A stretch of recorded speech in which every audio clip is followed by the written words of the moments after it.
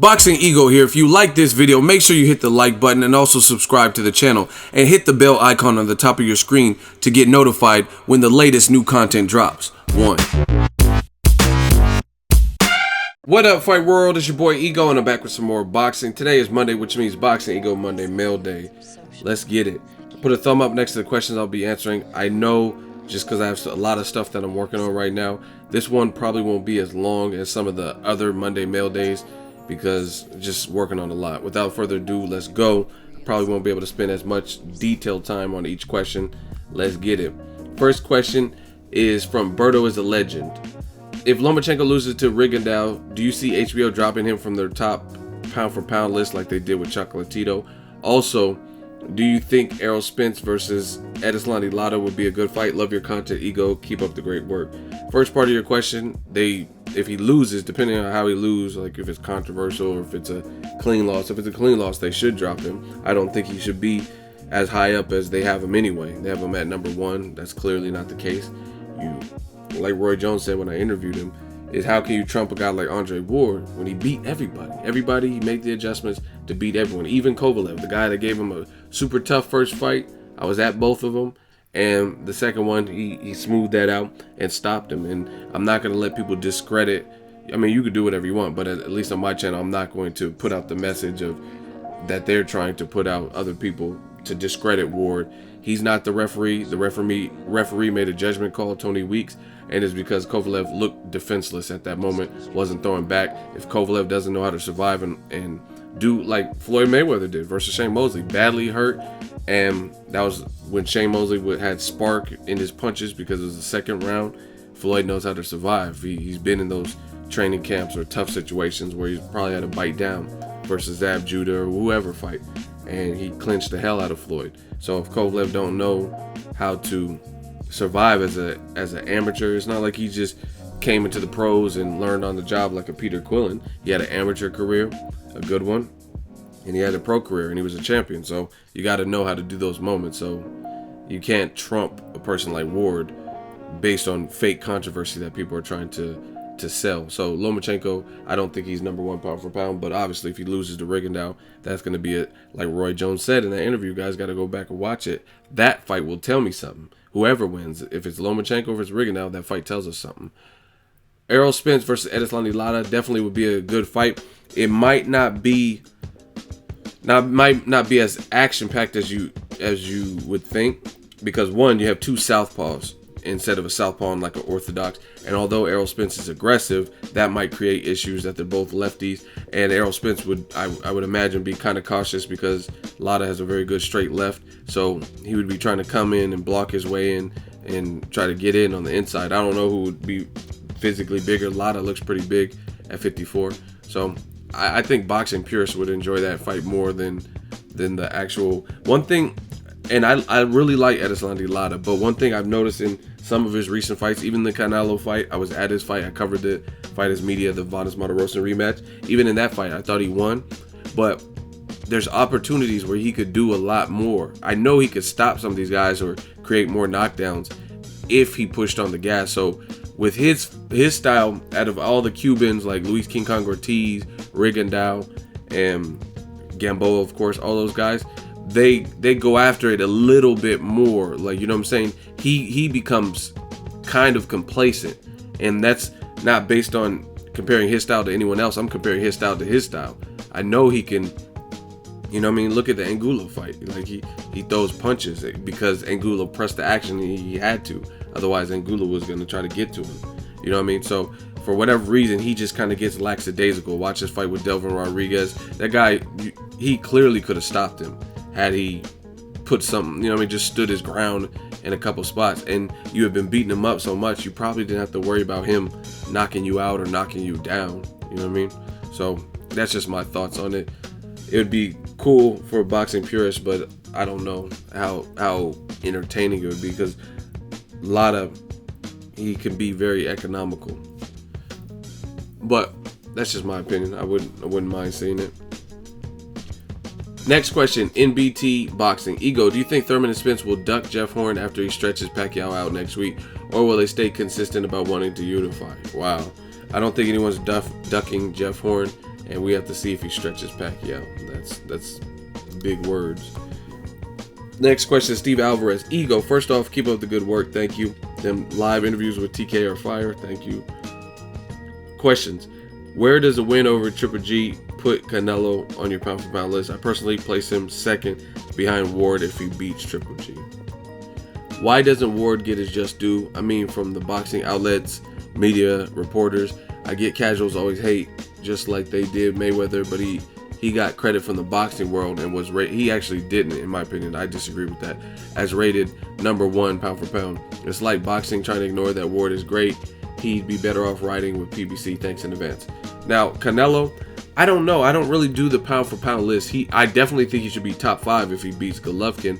And it's not that Golovkin even has the great resume, but he's been built up. He has a great amateur resume. And if Canelo wins impressively, you can't deny that Golovkin, he's not a soft touch. You know what I mean? He's still undefeated. All the challenges thrown at him, he's beaten, and he stopped a lot of those guys. So, yeah, I definitely would put him in the top 5 because beyond the Golovkin fight, his whole body of work, losing to Floyd, you still stepped in there with them. Beating an undefeated Austin Trout, knocking out James Kirkland and Amir Khan. Those, you know what I mean? Those are good run-of-the-mill type wins. You beat Cotto. You beat a legend like Shane Mosley and Carlos Baldomir, even though they were like 40. Josito Lopez. Like he still has a lot of names on his resume. You know what I mean? With the best names being Mayweather, which he lost, ERISLANDY LARA. I thought he lost, but he technically won on the judge scorecard, and he has good wins though. Austin Trout, Miguel Cotto, and if he adds Golovkin to the list, then I think he should be up there. So I don't really do it, but he wouldn't be before Ward. So if you want to put him 2nd through 5th, I wouldn't really have much of a problem. I mean, hell, HBO's trying to put Lomachenko there with 9 fights. So how can't you put Canelo up there with 50 fights or whatever he has if he beats Golovkin, who HBO heavily praises, and a lot of people think he's going to get knocked out by. So pound for pound, and he moved up recently. So if he moves up, you got to put him up there. The second part, why doesn't Ward get his just due? You said Mayweather, this is the part I didn't agree with. You said Mayweather got his credit from the boxing world.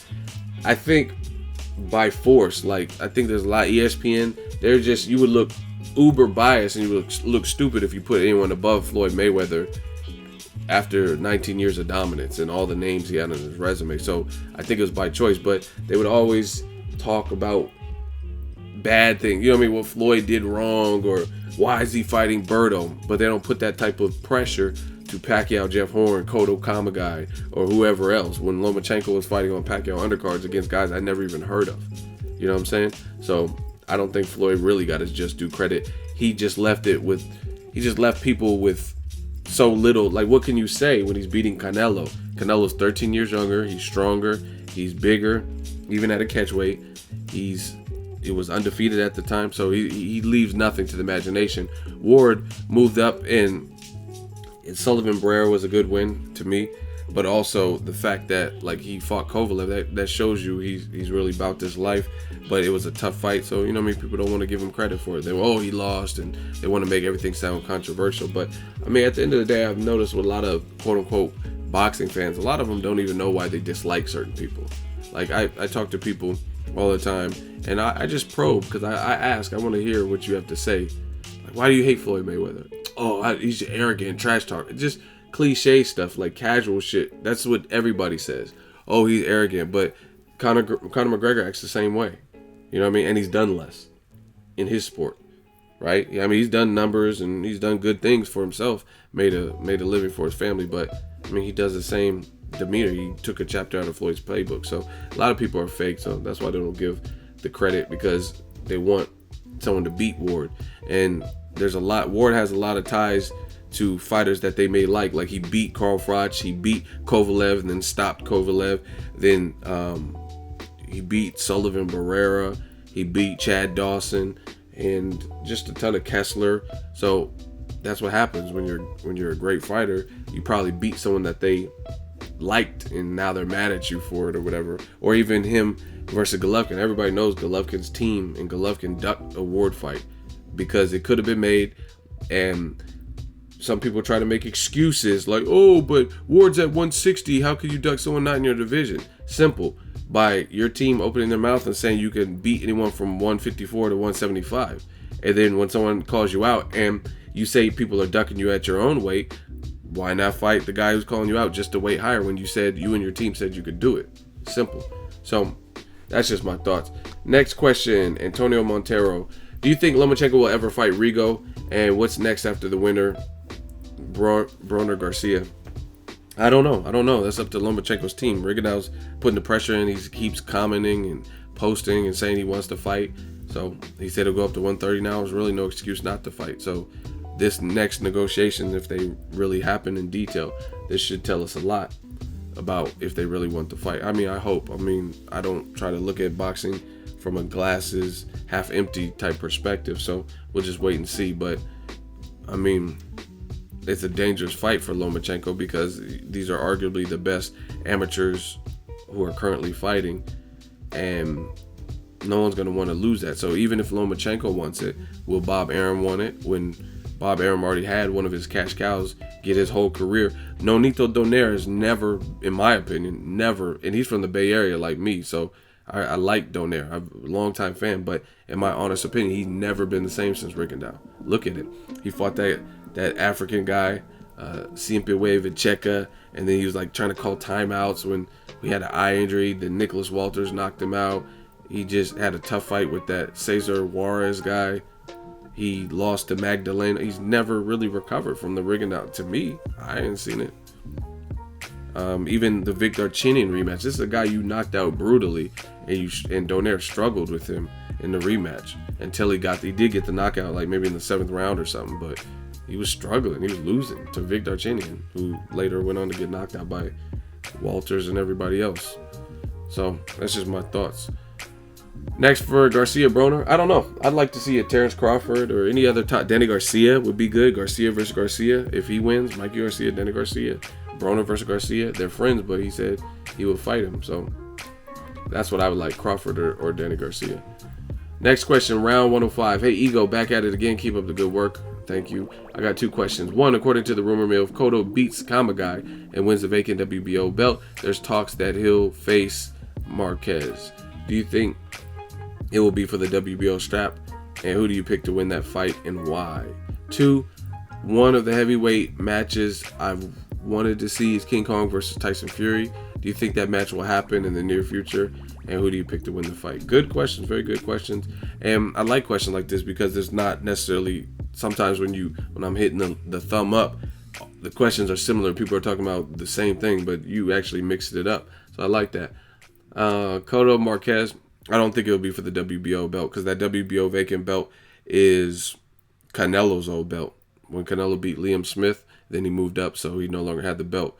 So the point being, that belt's at 154. Marquez and Cotto were already in negotiations and they fell apart.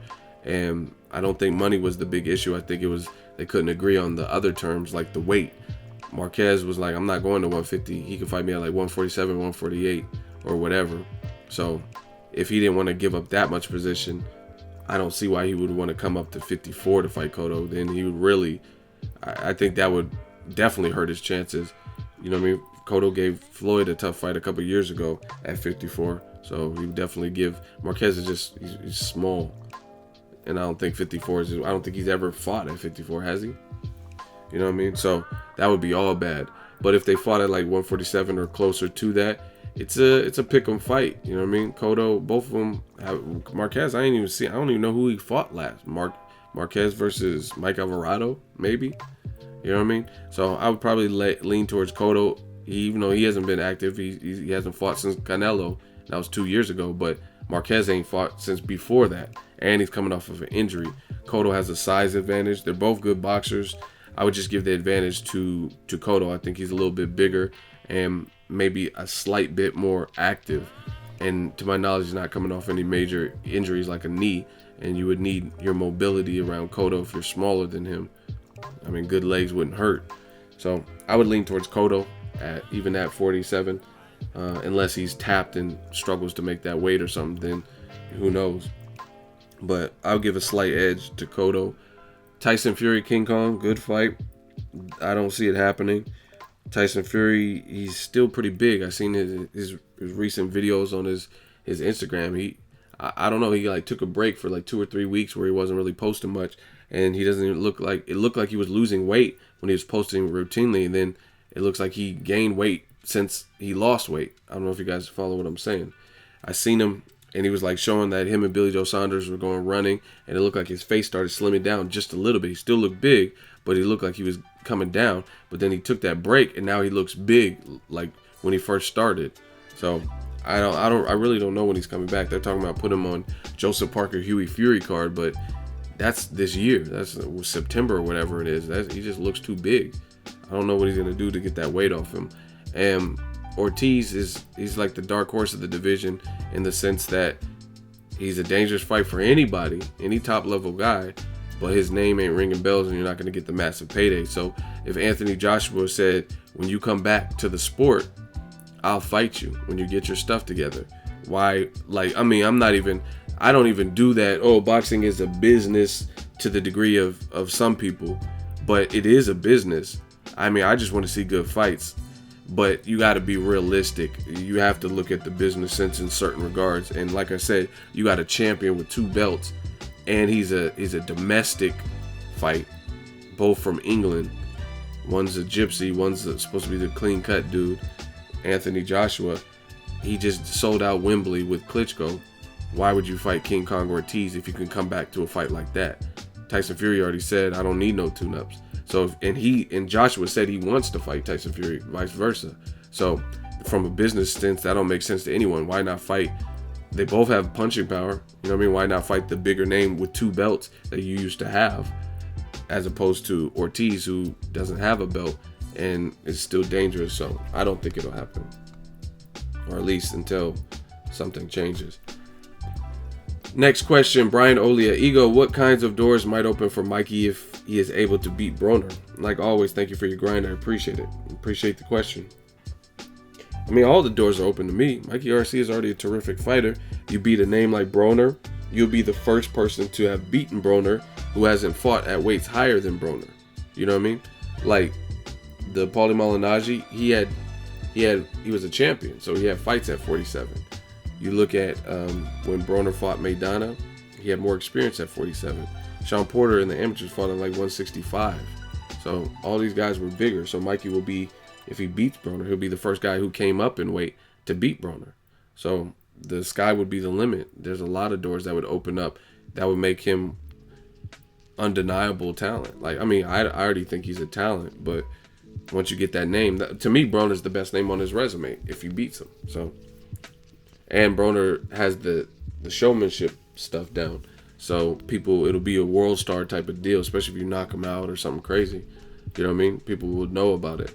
So Mikey, he'll be up there. He'll be where he needs to be with all the stuff he couldn't get when he was on that 2-year hiatus with Top Rank and that legal stuff. He'll be right back in where he was with Top Rank right before that happened, in my opinion. In the lower divisions, he'd just be at it at a higher division. Next question, Antonio Hockman. How do you think Pacquiao would do against Crawford, Thurman, Porter, and Spence? Assuming he runs through Horn, I would love to see him fight high caliber opponents before he truly retires. But do you think he still has enough to beat the top welters or Crawford? Honestly, I don't see him beating any of those guys. And if he does beat them, I don't see it with ease. I think Crawford, I'm just being honest, you guys can get mad. I think Crawford, Thurman, and Spence beat him. And Porter, I think Porter might be too much too. You know what I mean? Porter has a nasty style. And I know they sparred before, and Pacquiao may have gotten the best of him some days. Porter may have gotten better. But that was years ago. Pacquiao is older now. And ever since being knocked out to Marquez, he's a little bit more cautious. He's not, you don't see him jumping in as much. He didn't do it with Floyd. I mean, he does it, but he didn't do it as ruthless as he used to do. You know what I mean? So that knockout probably stayed with him. And Thurman fought at 152, 153 and got a knockout. And Porter took all of his shots, some flush shots too, some good, accurate, pinpoint shots from Thurman, and he didn't go nowhere and still kept the pressure. So, and they both do that jumping in stuff. So I really don't see what this Pacquiao, who he can hurt guys, but he's not really stopping guys since 2009. So I would really favor all of them to beat him. That's just my honest opinion. Crawford, he's just He's like a real technical, a bit more aggressive version of the older Floyd Mayweather. Not that they fight entirely the same, but in terms of the style being all wrong for Pacquiao, it was just like Mayweather's style is all wrong for Pacquiao, Crawford is too. Plus Crawford is slightly taller than Floyd. Plus he's ambidextrous, so some of those straight lefts and stuff wouldn't, he might not even be able to clip Terence Crawford, because Crawford would come out like a southpaw. He's smart, so I would imagine that. Why would he come out as a righty when he arguably does better as a southpaw, and Pacquiao's a southpaw, and we all know Pacquiao's money punch is a straight left. So why would you come out as an orthodox fighter and give him a better opportunity to land? So to me, Crawford comes out as a lefty, and even the punch Floyd got clipped with, Terence Crawford might not even get clipped with that, fighting out of the southpaw stance. It's just how the game goes. Next question, wet farts. Wow. Ego, if the WBC title isn't on the line between Canelo versus Golovkin and Canelo beats him, will the title be vacant? That's a good question. And if so, JERMALL would get it. Do you think Canelo would try to fight him? Who would you pick? I don't know. That's a good fight. I mean, I'm not going to say it's a walkover, but I got to see what Canelo does with Golovkin, because he might not even get past Golovkin.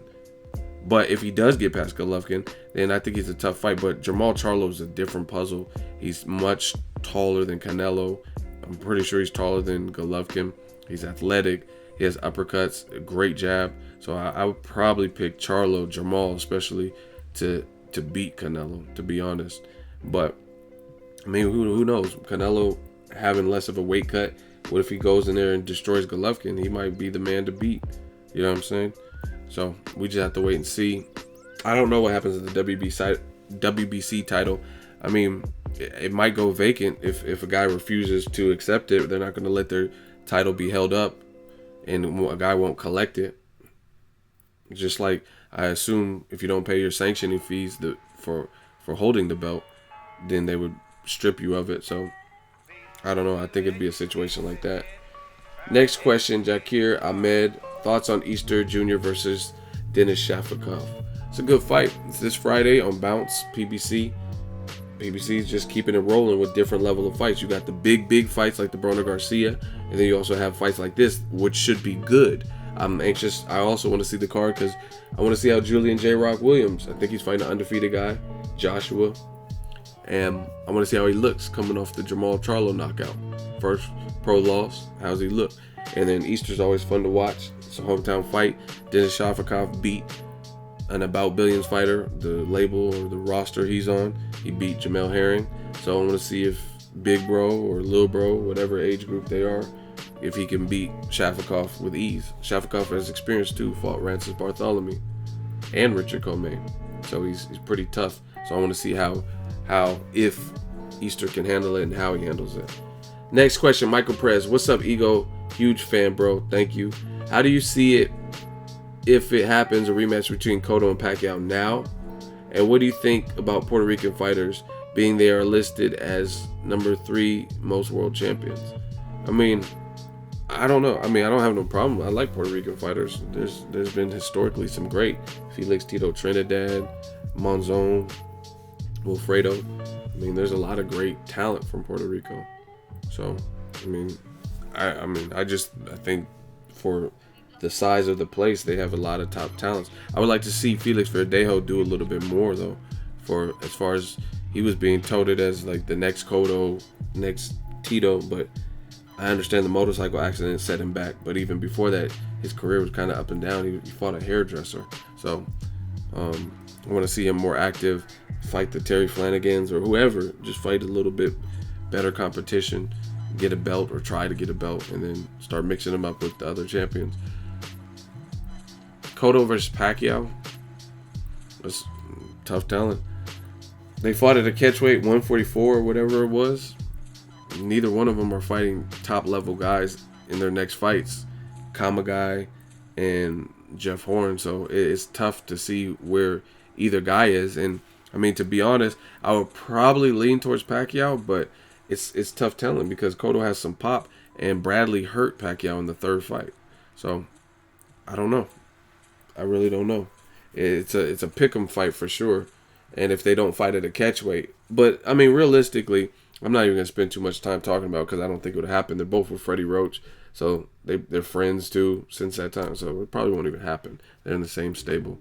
That's like Amir Khan versus Andre Berto. That's not a bad fight, but they're both with Virgil Hunter, so it's probably not gonna happen. Next question, Wrath of Scorpius. Hey, Ego, doing a great job, thank you. My question is, do you see Floyd fighting past McGregor? I'd imagine if he could easily get a big payday fighting Canelo again, your thoughts on how the rematch might play out. Also, do you think Canelo would be willing to boil down to 54 for the fight? Nah, I think the Canelo chapter is dead, to be honest. Floyd's 40. I think he knows that. Canelo has gotten better, but the only way that I think Canelo was sucking himself down to 54 and 55 even. So now that his body has matured and he went up to 64.5, now he's going back down just 4.5 pounds from that to 160. I don't think he would even want to come down because I mean, in his mind, he might be making an excuse like the only reason Floyd beat me is because I was at 52. So I don't see him backtracking like that. And I don't see Floyd going up to 160. Floyd has already proven a lot. He's making a shit ton of money versus Conor. So why go up to 160? You know what I mean? And give a guy, you're the A side, why give someone that much leverage? And although it might make for a tougher fight, at the end of the day, Floyd, he's little and he doesn't even weigh that much. I remember fights at 54 where I think they had the unofficial scoring or the unofficial weigh-in and he didn't even make 154. Like he was like 148 or something crazy. So yeah, he's not really big enough for 160. And I don't see if you're smart and you're a known A side, you already beat the guy easily the first time, why would you give him the advantage? You know what I'm saying? That's stupid. That's like De La Hoya beating Julio Cesar Chavez not once but twice, and then in the third fight, let's say they did that, giving him all the lion's share of the purse, or pick the glove size and the ring size, or have it in his backyard in Mexico. You know what I mean? That doesn't make sense. Why would you give him that type of leverage when you already beat him? It doesn't make sense to me. So I don't think it would happen. And will he fight past McGregor? I don't know. He has an extravagant lifestyle, so his spending might make him want to fight past it, but I'm not sure. He's getting a lot of money with Conor. I know that. Next question, Sayer 189. Why did Ward versus Kovalev only sell 130,000 pay-per-view buys? I don't know if that's a confirmed number, but I did hear that number. Canelo versus Chavez, 1.2 million pay-per-view buys. And the thing is, that's funny because the fight that sold over 1 million didn't even deliver. And the Ward Kovalev fight was very competitive. Canelo Chavez wasn't competitive, but it just goes to show you only have a certain amount of built-in boxing fans. Let's say 1.5 million boxing fans, right? Then you have a percentage of them that have the money or are willing to, with all the streaming and the Codys and stuff, they're willing to shell out the cash for good fights. So that takes that 1.5 million down to, let's say, 875,000 people who are willing to buy that. And then beyond that, it has to be a fight that they actually want to pay for. You know what I mean? So that's just how the game goes. And Canelo is a big star. Chavez Jr., they marketed it the right way, even though it didn't deliver. You know what I mean? You also have to have casuals to get those great big numbers. It's like Tupac Shakur is an African American rapper, but there's no way that all of his fans are African American. You have to have white people, Asian people, black people, Mexican people, and I know this for a fact because I have friends that are all kinds of races that used to bump Tupac. I know like Mexican dudes that didn't even really listen to too much rap, you know what I mean? And if they did, it'd be like DB Riders or something, like it'd be like Hispanic hip hop, right? But they fuck with Pac. They love, you know what I mean? They love Pac, always playing Tupac. So there's certain people that transcend their own race, and that's almost needed, especially like even in boxing. Canelo versus Chavez Jr., you have to have the participation of casual fans, and they did. That's how you get those great big numbers, because you have more than just like Mexican fans. I mean, there's a lot of Mexican fans too, and they probably contribute to the lion's share of the pay-per-view buys, but you also have other fans, and you have people who aren't diehard boxing fans. That's the most important. So Ward Kovalev. The other thing is, Ward Kovalev too, as great of a fight as it could be, they need, to be honest, I'm gonna be perfectly, shout out to Rock Nation, they've always taken care of me. Shout out to HBO for hosting the fight. But I really feel like a lot of these companies, Main Events, Rock Nation, HBO, what they need to do is revamp their programming and get some young blood, get some young interns with new, fresh ideas. Like I'm not trying to like segregate age groups, but certain people, they get to a certain age and they want to do things how they always done, and that doesn't work in this new modern climate.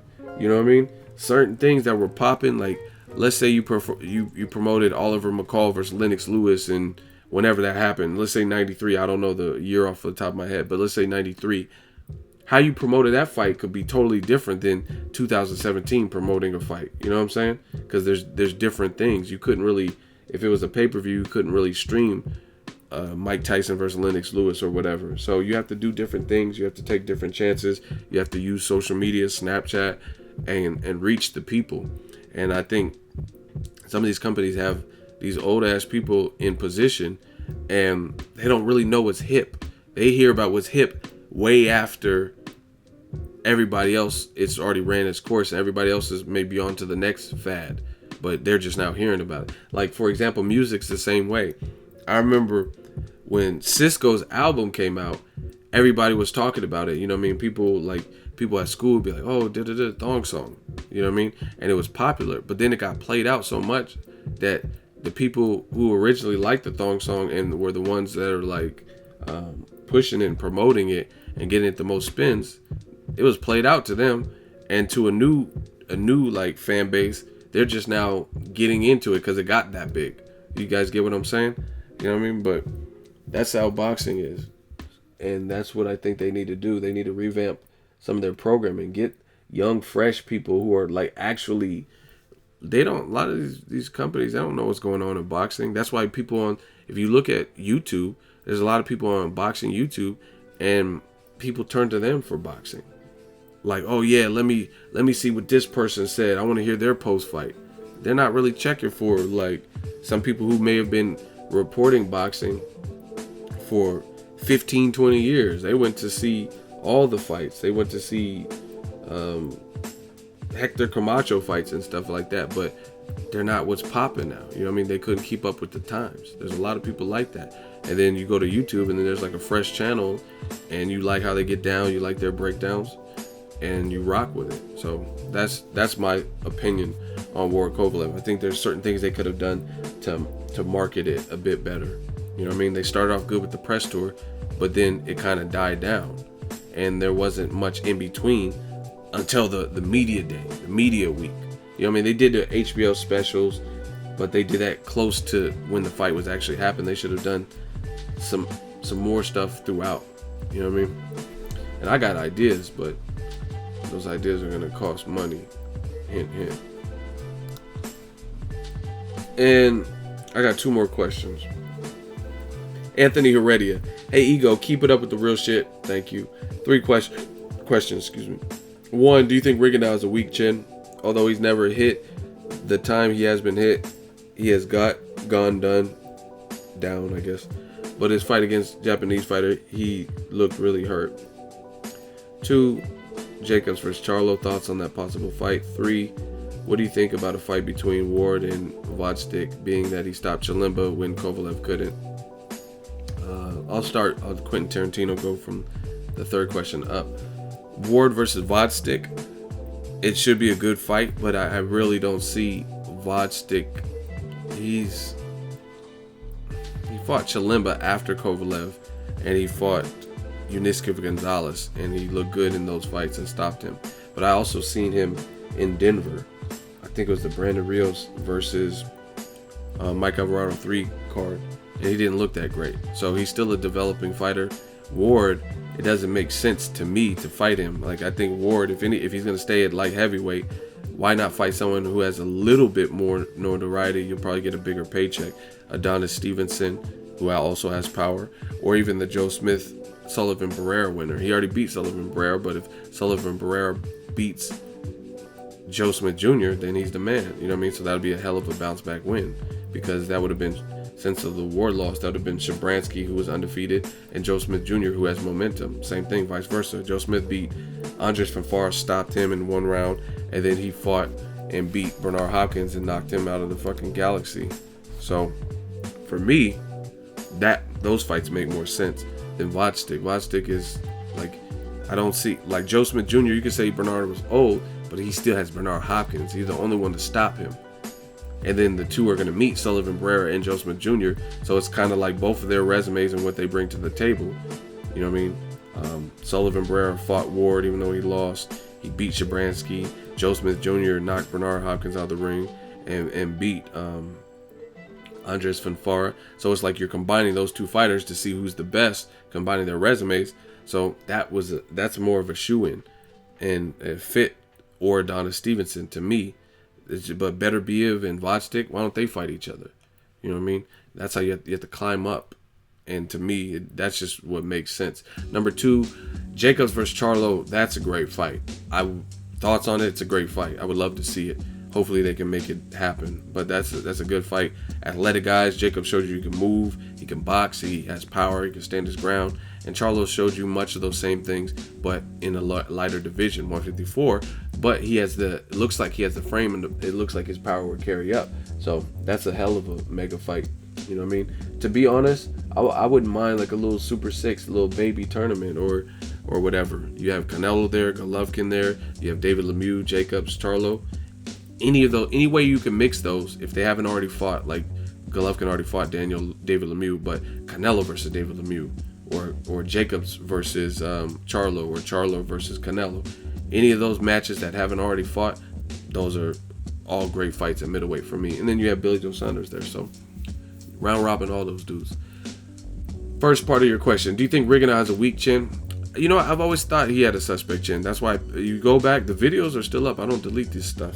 But I did a prediction way back when, before I was even doing the 7 reasons. I just do little fight predictions, and I just changed the way I break it down.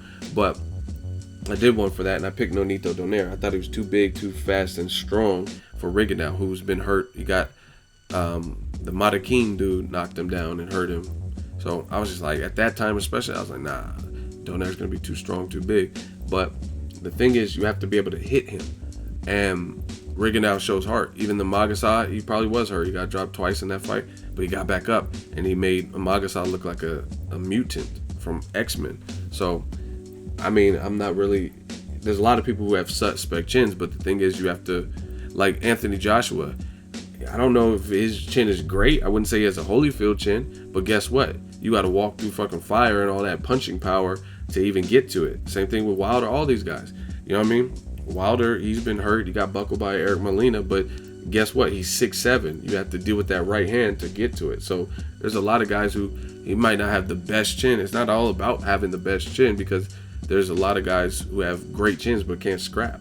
Or when they fight elite level, they lose every fight, but they're taking a beating. You know what I mean? So chins, having a chin is obviously, you would want one over not having one, but the art of boxing is to hit and not be hit. So the only reason you know someone has a good chin is usually not a good thing, because you've seen them take too many shots where they absorbed it and you're like, oh, okay, they handled that pretty well.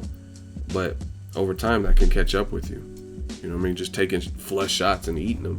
So I do think Rigondeaux, I don't think he has the best chin. I don't think he has no like granite chin, like Brandon Rios or something, but it's more complex than that. You have to actually get to his chin before anything else. Final question. Mini Mint, choose death about me. Just kidding. Question says, Ego, you are very inspirational to the boxing world. Thank you. Your love for boxing has really taken your channel to new levels. Again, I appreciate that. I just try to do a little bit of work and entertain, all that good stuff. My question is, how will Broner stop Garcia? Also, there are rumors that Kovalev fired his whole team due to the loss with Ward and money situations. What do you think his next move will be? A comeback if possible? Do you think Danny Garcia will fight Spence? Let me know your intake. I don't think Garcia is fighting Spence yet. He might fight him eventually down the line, but losing to Keith Thurman, you see, boxing's not like UFC. If you take 2 back-to-back losses or losses in a short period of time, no matter what, you're considered like oh, this dude ain't shit. You know what I'm saying? So Garcia is going to probably take a tune-up, I would imagine, unless he can just get thrown into a title shot. But I really think he would probably try to see where they went wrong in the Keith Thurman fight and work back into a title. You have no pressure right now. You lost. You're no longer undefeated.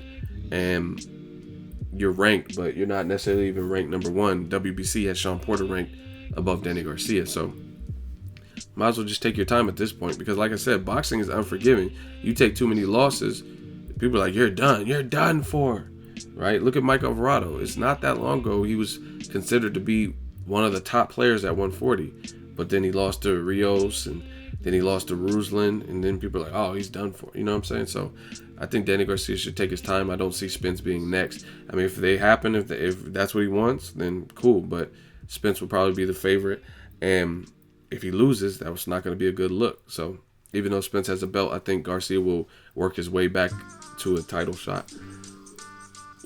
I would even see him fighting Sean Porter before he fights Spence based on the style. He probably feels his style will mesh well with Porter, who comes forward and like rushes you a bit. Kovalev, I don't know. Someone hit me up in a DM and said, hey, is there any truth to this? I don't know. I don't know where people are getting that. He fired his whole team. I'm not sure. I don't know how that worked, but I mean, obviously he's probably mad if majority of his pay was indicative of the success of the pay-per-view. That's stupid. Your team should be looking for your best interest, and if 75% of your, that's what I heard, 75% of his bulk of his pay is based on the success, and the fight only allegedly did 130,000 views, then that's not that great. And meanwhile, Ward's getting like 6 million guaranteed. So it's a dirty game, yo. I don't know if those rumors are true though, and I pride myself on giving you guys good quality information, even if it is a rumor.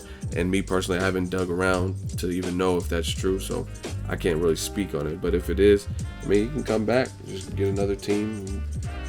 Beyond the team, I want to see how he is psychologically, because firing the team, that's whatever. But how he lost after all that he was talking about Ward, that's more detrimental. And then the final question, first part of your question, how will Broner stop Garcia? Now, I don't know. I don't know where I'm leaning. I told you guys I was leaning towards Mikey Garcia, so in my opinion, I'm not really even picking Broner to stop Garcia. However, I'm a realistic boxing fan, and that's why you guys can check my prediction streaks and see which ones I got wrong and right, and see how wrong I was and how right I was, or whatever.